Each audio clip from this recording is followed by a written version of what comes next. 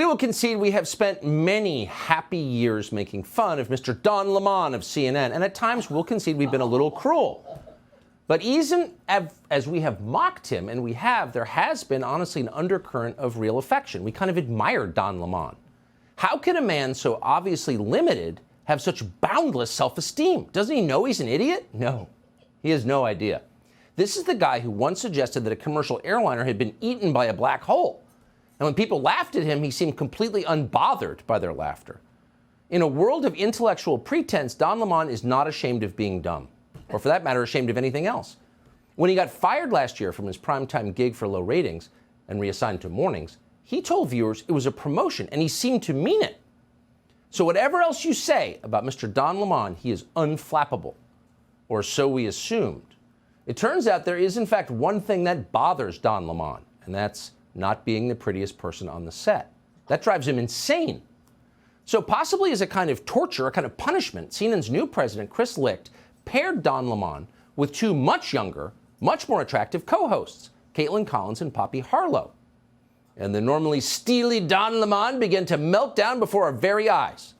The other day, for example, after Caitlin Collins interviewed a Republican member of Congress, Don Lemon launched into an attack on Republicans that wasn't actually an attack on Republicans, but a not-so-veiled attack on his co-host, Caitlin Collins. You can't do that. Producers in the control room turned up the music to get him to be quiet. We're going to commercial now. But he shushed them to keep attacking her. Watch this. Thank you for taking time to join us. Thank you for having me. All right. Thank you. That's going to be it. That's the time that we're in, where facts are sort of flexible.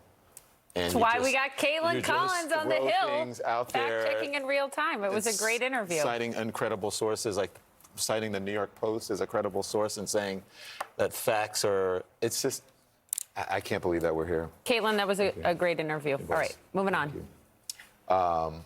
Anyway, well, now moving on, because that's a big issue when it comes to the American, hold on please with the music. That's a big issue when it comes to the American people. The American people are going to have to suffer through all of this stuff, from election deniers to people who don't believe in facts. We don't have a shared reality, and now it's taken center stage to people like Marjorie Taylor Greene. This is Thanksgiving at the alcoholic passive-aggressive family's house. The American people, shrieks Don Lemon. The American people. Of course, it's not about the American people. It's definitely not about, quote, facts. Facts? No.